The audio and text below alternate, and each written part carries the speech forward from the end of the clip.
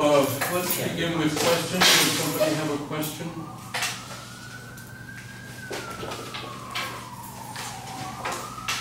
All right. So we were talking about cross sections, and this, of course, is yes. Yeah, actually, so I do have a question. Why should the theta step function be a Lorentz invariant quantity? You ready? Yes, actually. Just have to hand it to me from now on. Well, I mean, it's what we were talking about there was something like theta of P0. Okay, theta of the energy. Well, if you have a proper orthogonal Lorentz transformation, that's what we were talking about, then orthogonal means you don't change the sign of the time. So, in other words, there are various things or signs of the time, you don't change any of them. You think of pop music and whatever.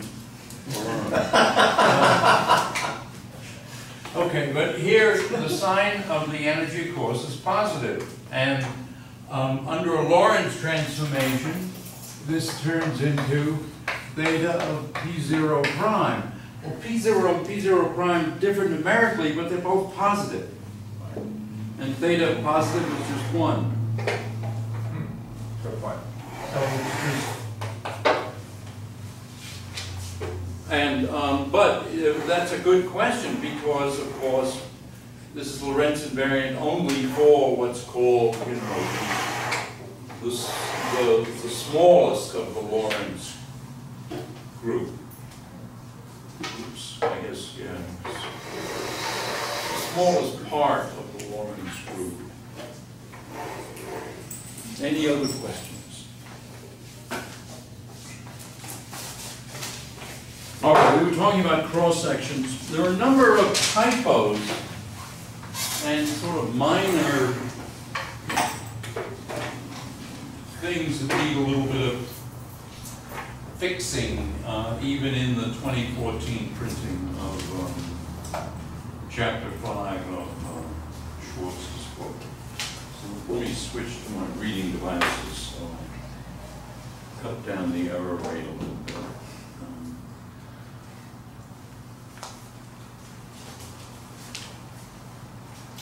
Okay, so what we're talking about, I'm reviewing a little bit of this.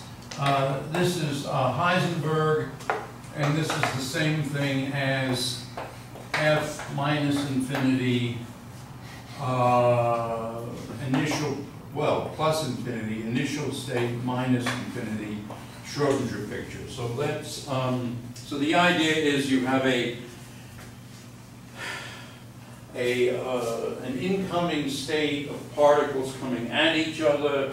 Normally, for practical purposes, we're considering only 2 particles, but we could consider more. And then a final state can be, or you could even have 1 particle in the initial state if you have an unstable particle, a neutron or something, like 10 minutes or something. And then in the final state, you have typically 2 or more particles. And the idea then is that we imagine that when the particles are far apart, we can treat them as non-interacting, and then when they get somewhere near each other, within a couple of light years at least, they start interacting, and then they scatter and go out, and when they're more than a light year or 2 apart, they're just these final states. And of course, I'm exaggerating a little bit. And that's the Schrodinger picture. We can rewrite that in terms of a Heisenberg picture like this. And that S then is called the S matrix, S for scattering. The key thing is the cross section, and this is the number scattered divided by the time. the basically the flux. And so this is number scattered divided by the time, and the flux is sort of the number density, n, over the volume, times the absolute value of the velocity. So that's sort of the picture. And the relative velocity, if you're in the lab frame, then it's the speed of the incoming particles. If you're in the center of mass frame, then it's V1 minus V2. Center of momentum frame is, actually, the jargon in science is just, it should really be cleaned up. The total momentum zero frame. It's V1 minus V2, and I'll show you something about the Lorentz invariance of that object. Okay, so phi is the flux and density of beam times speed, roughly speaking. Now P is basically the probability of scattering, and so that's number scattered over the number incident. And so we have here the number of scattered over the number of incident. So we can think of this, we can think of d sigma as 1 over t, 1 over phi, and now we have dns, and so we have d of ns over n incident, and that's what we call P, and so we can think of this as 1 over time flux dP, where that's P is basically the probability of scattering. Now, in the last couple of decades, especially at colliding beam accelerators, the number scattered is written this way: L times the cross-section into, so the number scattered in a particular direction, let us say, at a particular energy, yada, yada, yada, is the differential cross-section for that angle, energy, so on and so forth, times L. L is the luminosity. And you can see that since this is a number, L has the units of, well, 1 over distance squared. Sorry for using L for distance in one on the right and L for luminosity on the left. In other words, it's 1 over area. And 1 over area is the same thing as mass squared in dimension. So in other words, when you set h bar and c equal to 1, then length and mass have inverse dimensions. That's discussed, I think, in Appendix A. Okay, so we're going to be talking about basically P1 plus P2 goes to a bunch of final state particles. And we're going to imagine that phi essentially is V over the volume, since there's just, I mean, in the lab frame, after all, it would be the velocity of the incoming particle divided by volume, and if it's normalized to 1 particle per universe. Yes? So, no thank you. Where does the whole unit of femtobarn come into this discussion of? Where did femtobonds come Yeah, in? because every time I listen to a talk in the LHC, they always state it, and I have no idea what it is. Okay, well, my memory is that a barn is a square Fermi. I think that's right. Correct me if I'm wrong, okay? And so a barn is 10 to the minus 26 square centimeters. And somebody obviously had a sense of humor back in the 30s or so when he or she invented that unit. I mean, the idea, you know, barn, anyway, it's 10 to the minus 20. However, a barn is actually huge in the language of cross sections. Okay. So a femtobarn would, I guess, be 10 to the minus 15 barns. So, but it's then a unit for the differential cross section. It's a unit of area for a cross section or differential cross section. And what actually, sorry, this is going out 4 pi to the universe, but what actually confuses me all the time is luminosity, because it's, you know, it's in units of 1 over area. So they say, well, 26 inverse femtobarns. So is that big, small, or what? And so that's, on the other hand, if the cross section is 1 femtobarn, then 26 inverse femtobarns means, I guess, you get 26 events. Okay. So where am I? Here. Okay, now,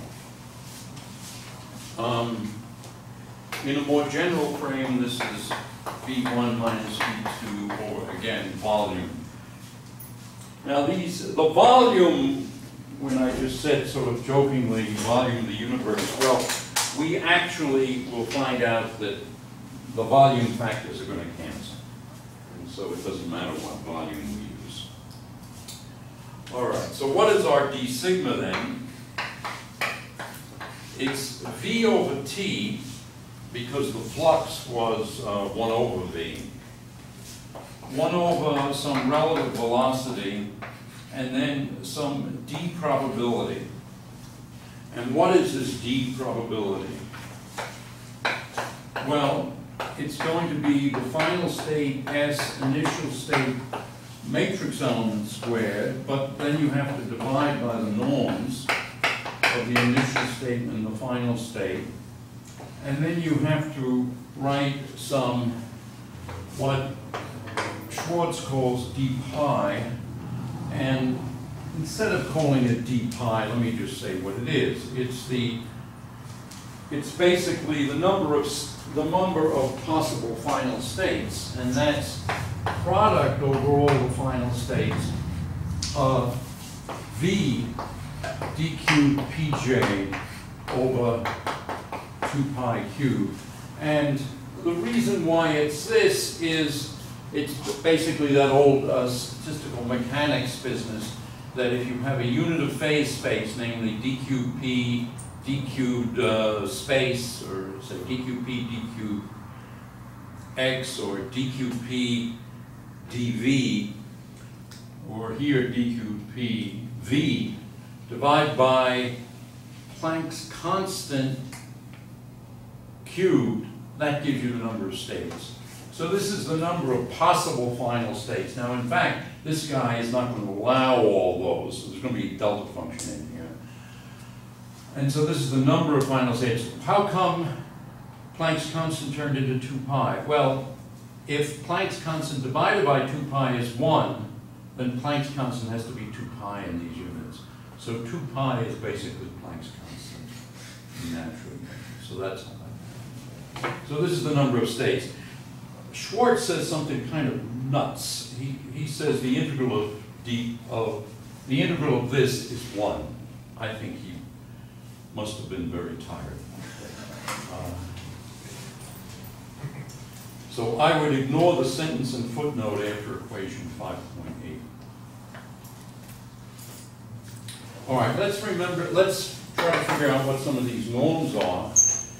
Namely, in Schwartz's normalization, a state of 1 particle momentum k is square root of 2 omega k, or 2 ek, times ak dagger on the vacuum, or square root of 2 ek ak dagger vacuum. So that's our normalization, and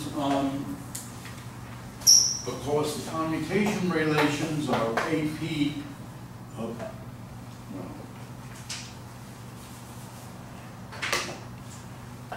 AP a dagger Q is, in Schwarz's normalization, it's 2 pi cubed delta cube of P minus Q. And consequently, the inner product of two states is, let us say, pk.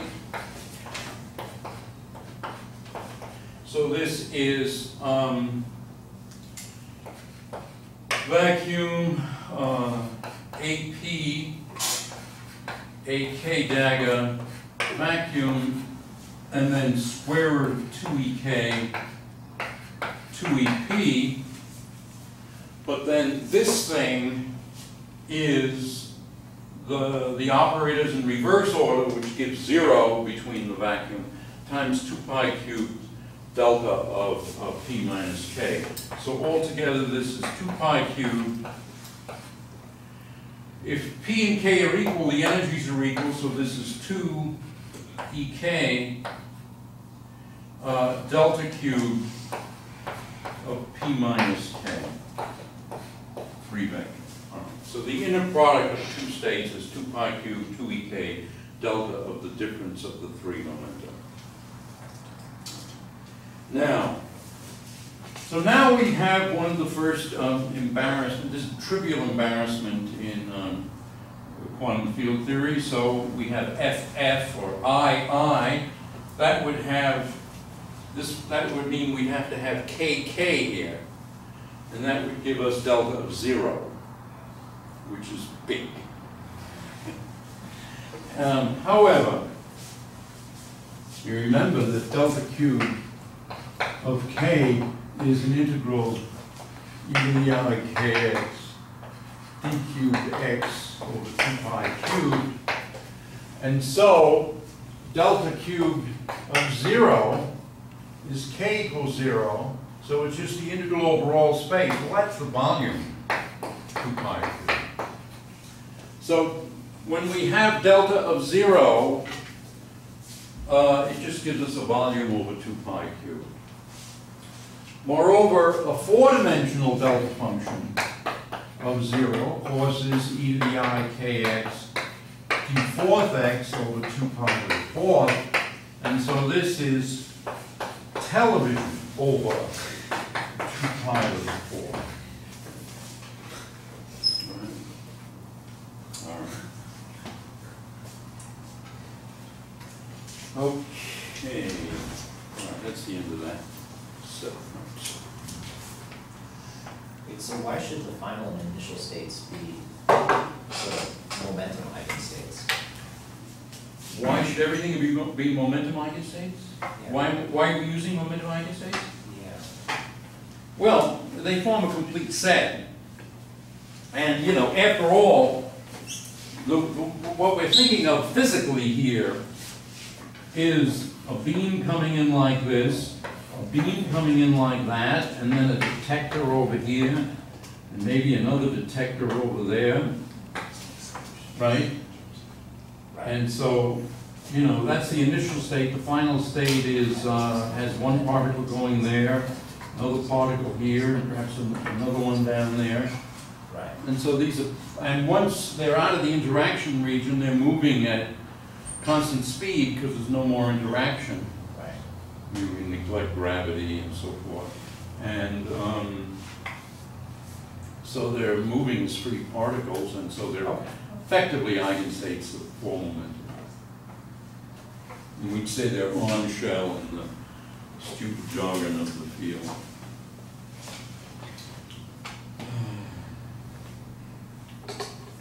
Okay, so now we can see what these eigenstates are, namely, say KK, well, this is 2 pi cubed, 2ek, and then v over 2 pi cubed. So it's just a v, and we have to cancel the 2 pi cubed.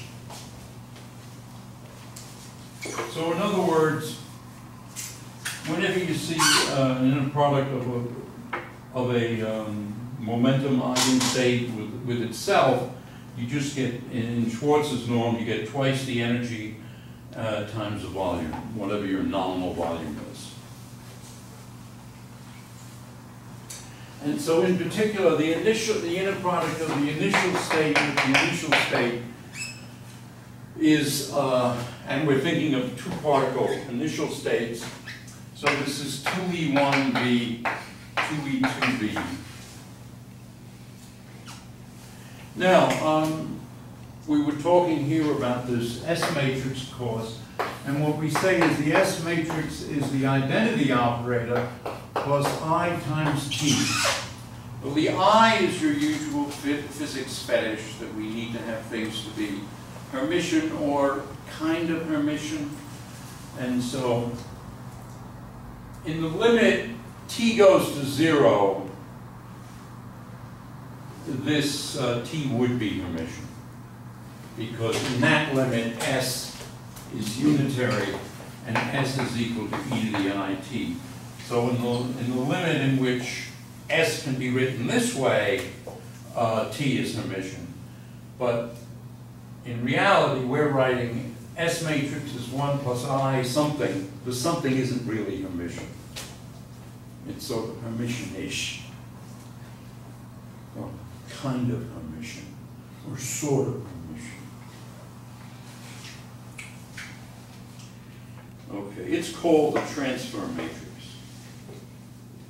All right, now this transfer matrix, we're going to, in the interest of getting nice formulas, we're going to set this equal to 2 pi to the 4th, delta fourth of total momentum conservation. So this is final state momenta minus initial state momenta.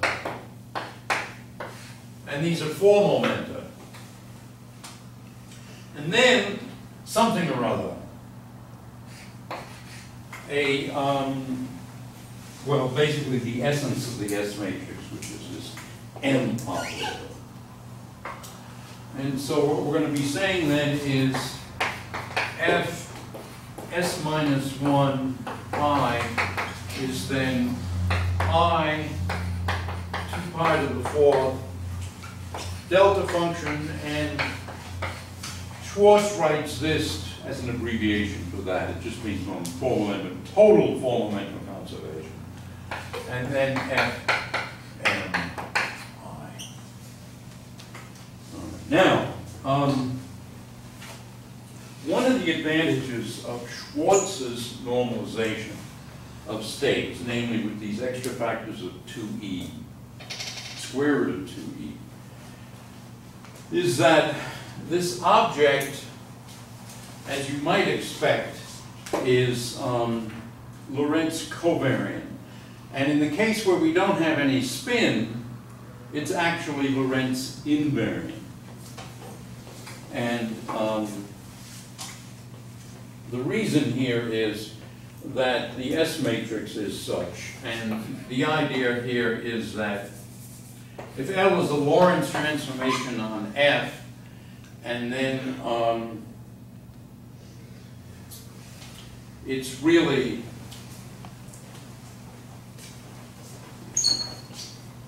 let's see.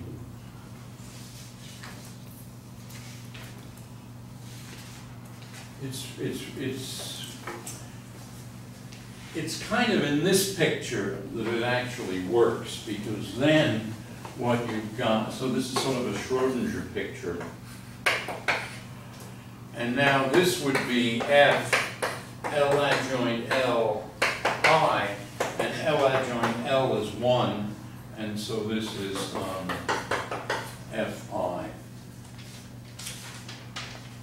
And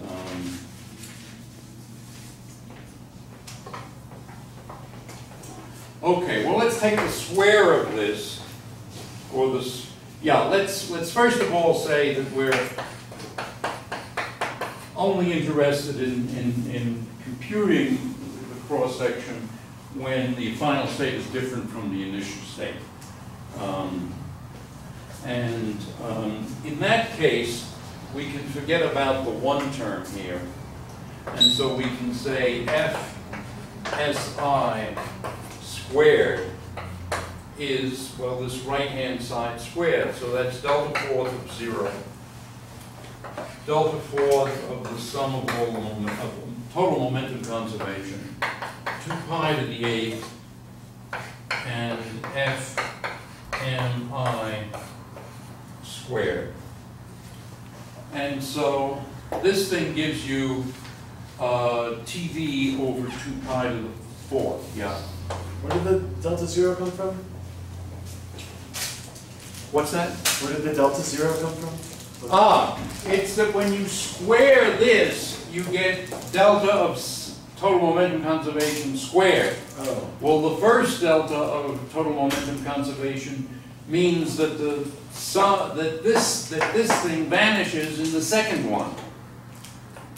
So in other words, delta fourth of P, delta fourth of P is the same thing as delta fourth of P, delta fourth of 0. That's the idea, where P is this thing. Okay. Thank you. And so this is television over 2 pi to the 4th, and so that gives you delta of momentum conservation, delta fourth of that, television, 2 pi to the 4th, and Schwartz sometimes typically writes that as just absolute value of m squared, but of course it really is the final initial matrix element.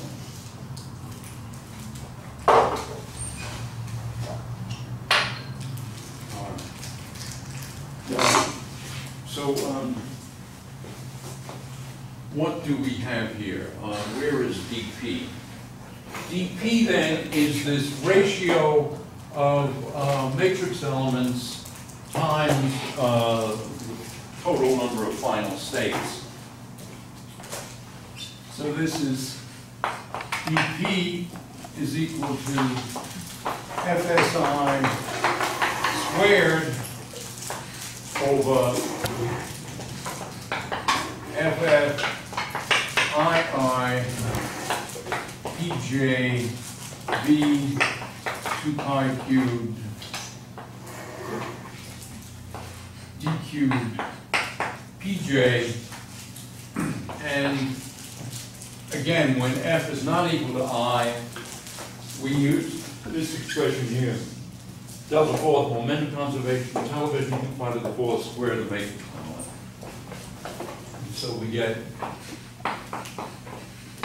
momentum conservation television 2 pi to the 4th F m I absolute value squared, and then we have to divide by these initial states, 2e1v, 2e2v, so those are the initial, that's II. And then the final, well, that's just the product over all final states, 2ejv. And then we multiply by the total number of final states, product over final states, v over Planck constant cubed, d cubed, pj. All right, so that's our formula. And now what you can see is that most of the v's go away. We've got however many there are in the final state here cancel however many there are in the final state there. And then we have VVV, so there's one extra V. There's also an extra T. So this gives us T over V, FMI squared over this thing, 2e1, 2e2. And now, whatever's left, which is product over J, and we just grab this and put it over there. And so that gives us V d cubed Pj over 2 pi cubed 2EJ. All right. An extra factor. Oh, the V's are gone. Like, you want a candy? No, thank You you. sure? I had my one for the week, so. Okay, so that's our expression, except that I left this out. And so there's altogether delta 4 of total momentum conservation, and there's this overall 2 pi to the 4. We tend to keep the 2 pi to the 4 with the delta function. And now, this thing here, the thing in the square brackets is, Schwartz calls that d capital Pi ellipse for Lorentz invariant phase space. All right, so that's that. And notice that d cubed p over e, that's Lorentz invariant. The delta 4th of total form momentum, Lorentz invariant. And okay, so that's dp. Now what is d sigma? Well, d sigma, remember, if I can find it in this welter of formulas here, d sigma is v over t, relative velocity dp. So you see, v over t cancels t over v. We have a relative velocity and then a dp. dp meaning d probability. So this is, in other words, v over t, dp over v1 minus v2. And so this turns out to be fmi absolute squared over 2e1, 2e2, v1 minus v2, d pi ellipse. Question? Yes. Where did the product of the EJs in the denominator come from? Here? What line? Here, Yeah. in the denominator? Yeah. Great question. FF. Isn't that 2e1b? FF is the product of all of the final state final state vectors multiplied into each other. So it's 2 EJV for each one of them. Just as the initial state is 2 E1V, 2 E2V. Whoa! You should hand it to him too, please. All right.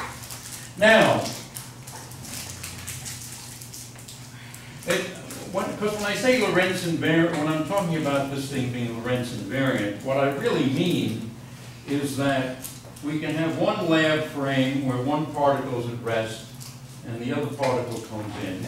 We can have the colliding beam frame, which is the one that's most energetically efficient. And then we can have the other lab frame like that. And so as you move in this direction, you expect d sigma, which is perpendicular to the beam, to be Lorentz invariant. And as I said before, this is Lorentz invariant, that's Lorentz invariant because it's ellipse. And so this thing here must be Lorentz invariant. And let me show you that explicitly.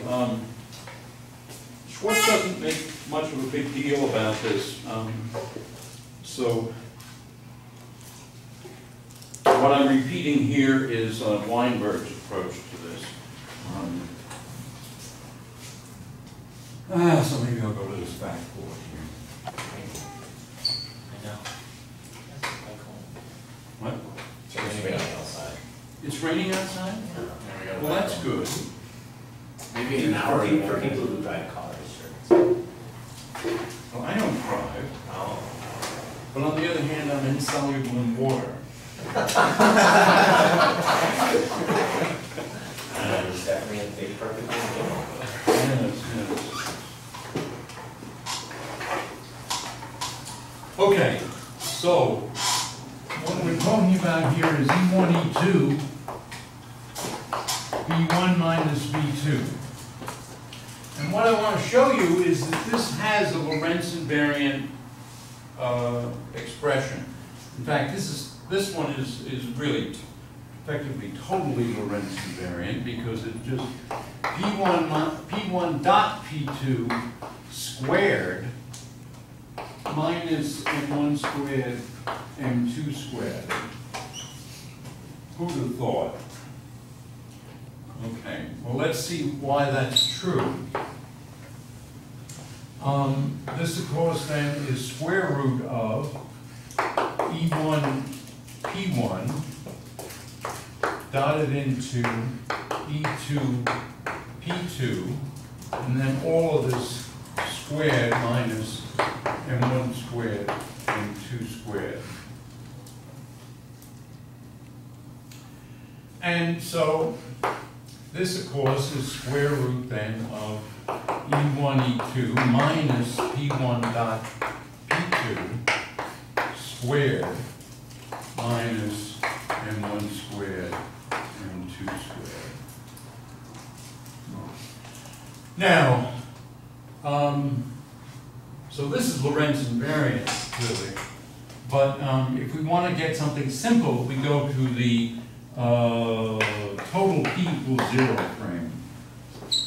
Okay, I'm trying to avoid the jargon, otherwise known as the CM frame. Okay. In that frame, P1 and P2, P1 is equal to minus P2, so this gets a plus sign here. So we get E1, E2 plus P squared minus M1 squared, M2 squared. On the other hand, if we square this out, what we get is E1 squared times E2 squared. Well, E1 squared is P squared plus M1 squared. E2 squared is P squared plus M2 squared. Then we have P to the 4 for that squared. Then we have plus 2 E1, E2, P squared minus M1 squared, M2 squared. All right, now we have some cancellations, of course. P squared, well, it's not a cancellation, it's actually a double. So this is square root of 2P to the 4 plus P squared times M1 squared plus M2 squared. Yeah, the M1s cancel. The M1, M2 term cancels. And then we get plus 2 E1, E2, P squared. And now we pull out a factor of P. So this is length of P. And what we have left is square root of P squared plus M1 squared plus M2 squared plus 2 E1, E2. Well, this is just P times the square root of E1 plus E2 squared, because E1 squared is P squared plus M1 squared, E2 squared is M2 squared plus P squared. There's a 2 I left out here. And then this is the cross term. And so this is P E1 plus E2. Now, this is in the CM frame, it's the same as that.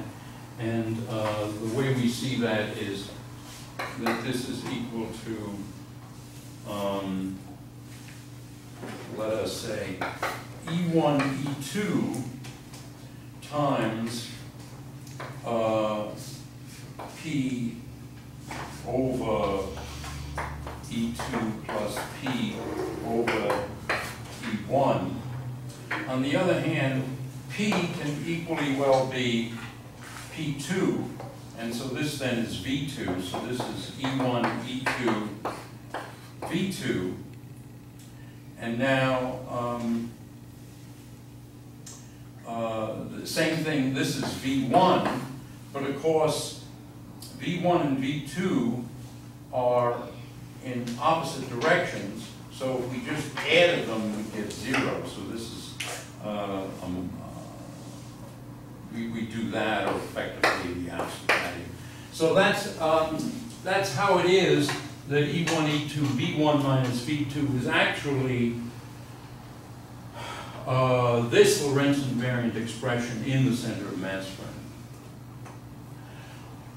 And if we instead, let us say, go to one of the lab frames, then it also becomes this. And I can show you that even more quickly, because if we're in the lab frame, then let us say P1 is E, P, and P2 is M2, 0.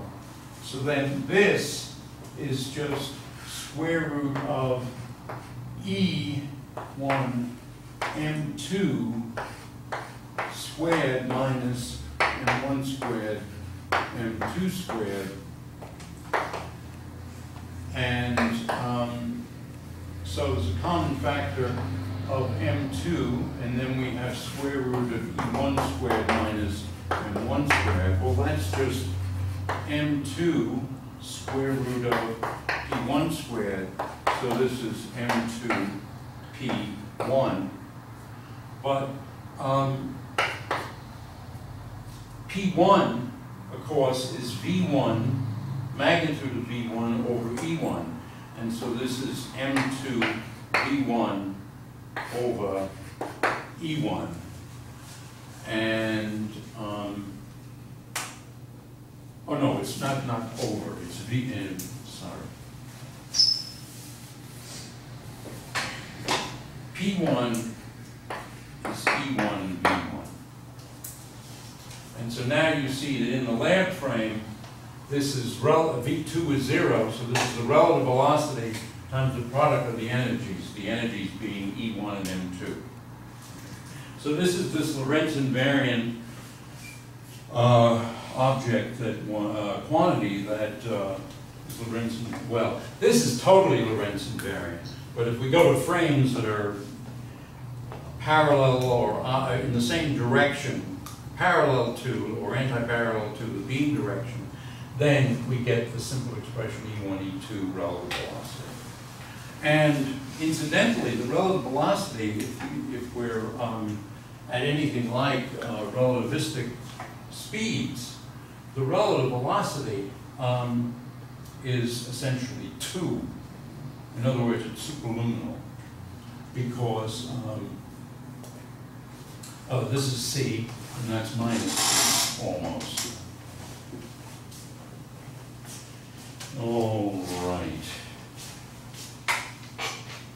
All right, so a nice way of writing the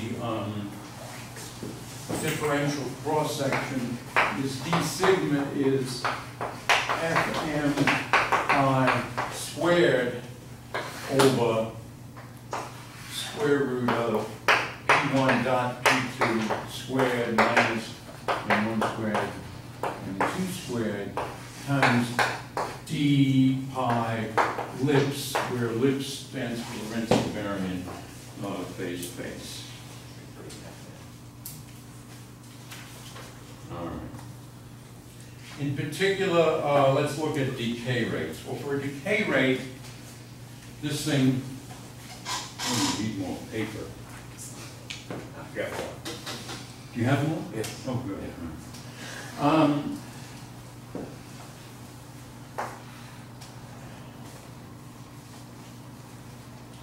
Let's see, maybe I should tell some of those.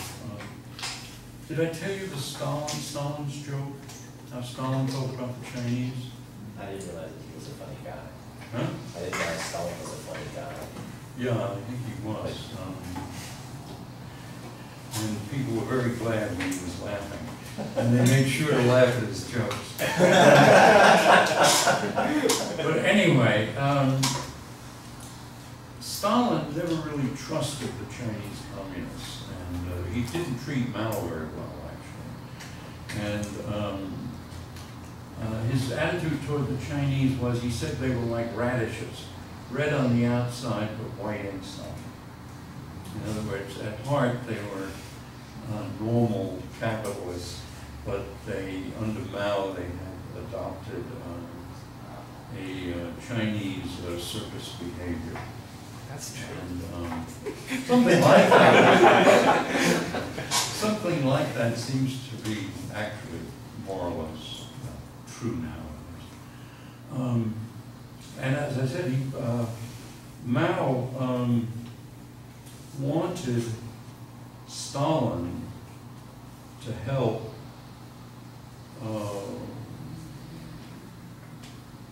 him defend China against the Americans who, under MacArthur, unfortunately, were virtually looked as though they were about to invade China in the Korean War, and so Mao was there. So Mao went to Moscow, presumably by train or something, maybe by plane. Anyway, when he got there, Stalin didn't meet him. He kept him waiting for several days, maybe even a week. And during this time, Mao had to eat Russian food. He hated Russian food because, of course, Chinese food is much better than Russian food. So Mao was absolutely furious. And my suspicion is that this whole business of the Korean War was Stalin's very clever plot.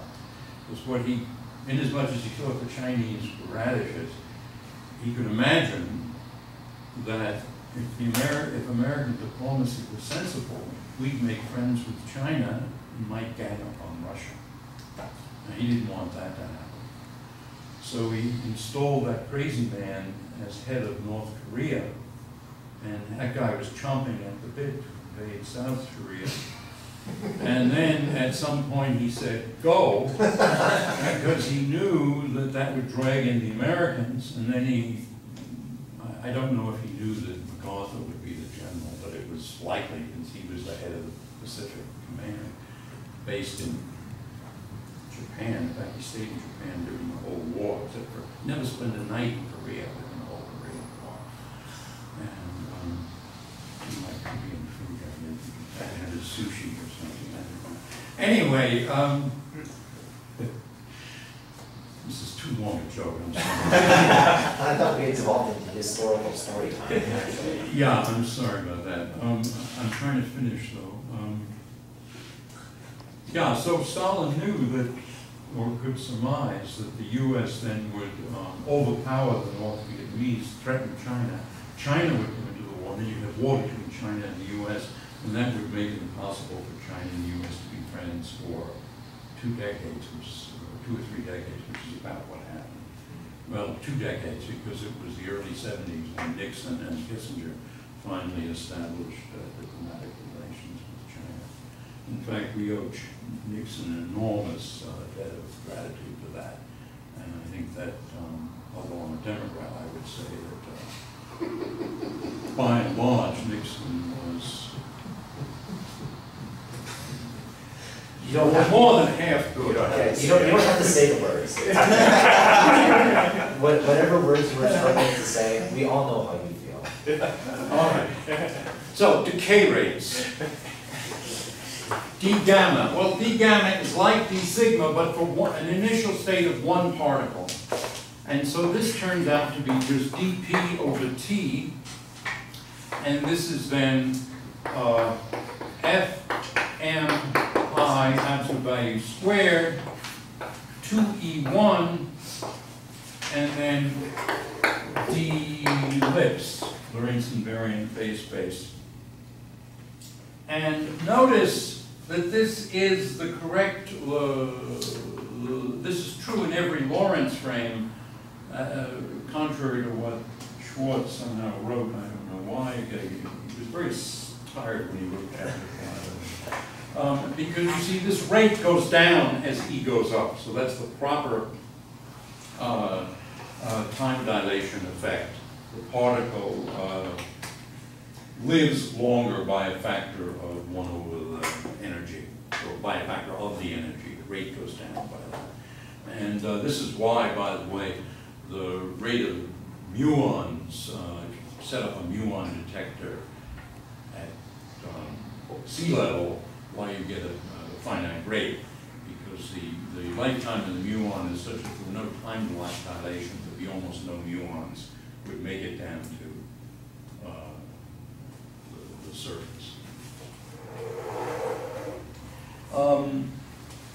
Okay, well, what about 2 to 2 scattering? This, of course, is the most important case because it's the most common, it's the simplest. If we go to the momentum 0 frame, I suppose that momentum 0 in some language can be abbreviated as CM. So there we have P1 is minus P2, and P3 is minus P4. These are 3 momenta. And the total initial energy, of course, is the same as the total final energy because of conservation of full momentum. We call this as ECN.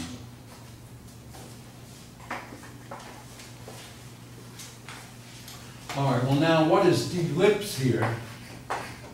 D pi ellipse. Well, it's from that expression there, it's 2 pi to the 4, delta 4 of sum of all the momenta, and then it's a d cubed P3 over 2 pi cubed 2E3 d cubed P4 2 pi cubed 2E4, and well, that is it. Now, let us say if we do the d, as I said to you many times, delta functions are your friend. Ordinarily, you have a 6-dimensional integral here, and so that's enough to frighten anybody. But because of the Dirac delta function there, the 3 momentum of P4 just has to be minus the 3 momentum of P3. So this goes away and leaves us with an integral over d P final, and P final here is magnitude of P3, which is the same as magnitude of P4 since we're in the CM frame. And so this d cubed P3 would be, we won't, I'm not gonna integrate over everything here, I'm just gonna call that d omega, the solid angle, and then that's pf squared dpf. And then we have here 2 pi to the 6, 2 pi 4, so it's 1 over 2 pi squared, so that's 4 pi squared, there's another 4 here, so that's 16 pi squared. And then we have E3, E4, and what's left here is an energy conserving delta function. E3 plus E4 minus ECM. And so we need to do this integral here, and what happens is we do integral dpf, we have delta here of square root of m3 squared plus p3 squared plus square root of m4 squared plus p4. Well, we get both of these are pf, so let's just call them pf, because we've already used the 3-dimensional delta function, minus ECM. And now the what happens is this gives you the a delta function of PF being set equal to whatever it has to be plus a scale factor, and the scale factor is 1 over the absolute value of the derivative of this quantity with respect to Pf. And so that is, the derivative of this is Pf over E3 plus Pf over E4. And so this dp ellipse then is d omega over 16 pi squared. We have to do, all right, let me do it in 2 steps. We have Pf squared, this quantity here gives us, when we do this integral, we have to divide by this quantity, and we have to set Pf equal to whatever it has to be.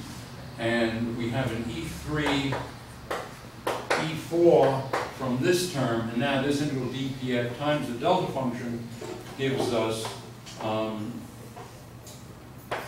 over Pf over E3 plus Pf over E4. So that's what we've got, where Pf is set equal to its correct value.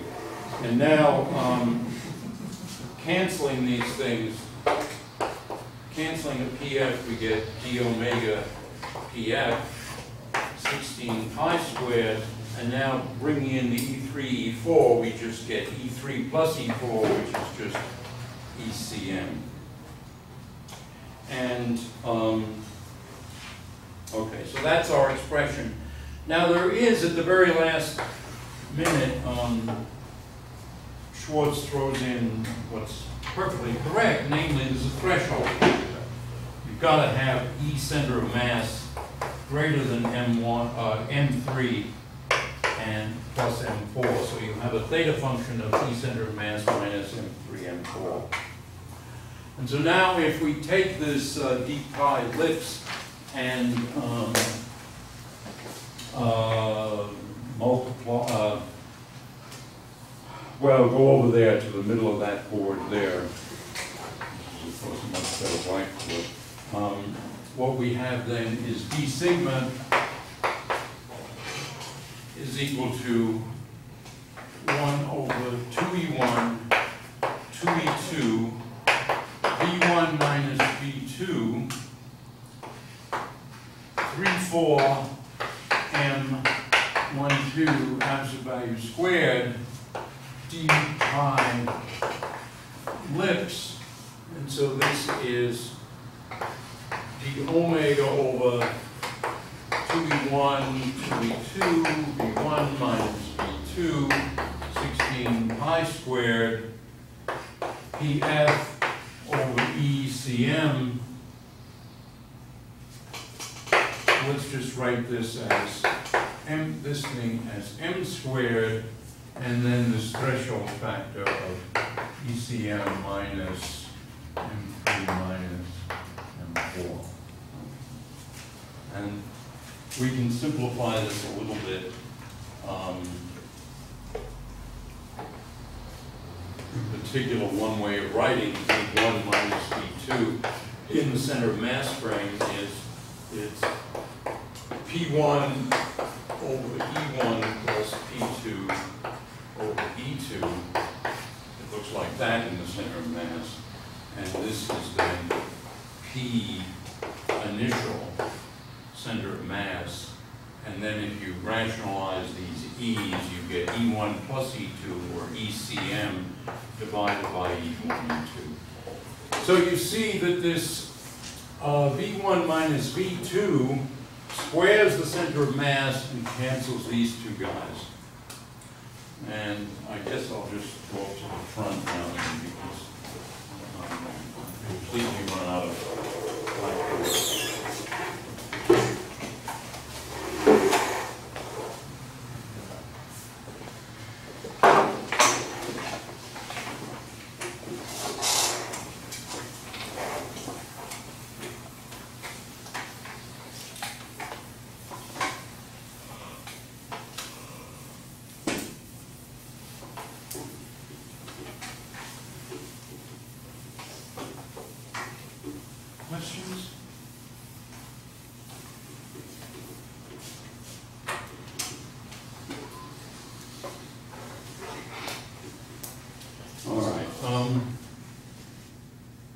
So putting all these things together, what we get is d sigma d omega, center of mass, or I say, turns out to be 1/64 pi squared, ECM squared, PF over PI. I don't think we need absolute values because we're thinking of them as magnitudes anyway.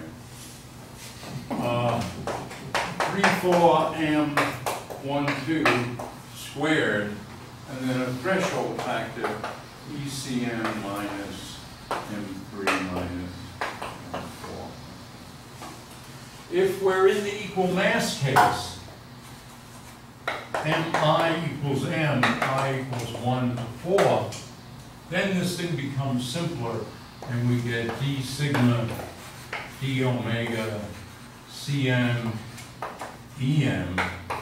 It's 1 over, or M squared over 64 pi squared E center of mass squared. So that, that's how the thing simplifies in the equal mass case in the center of mass. Yes? So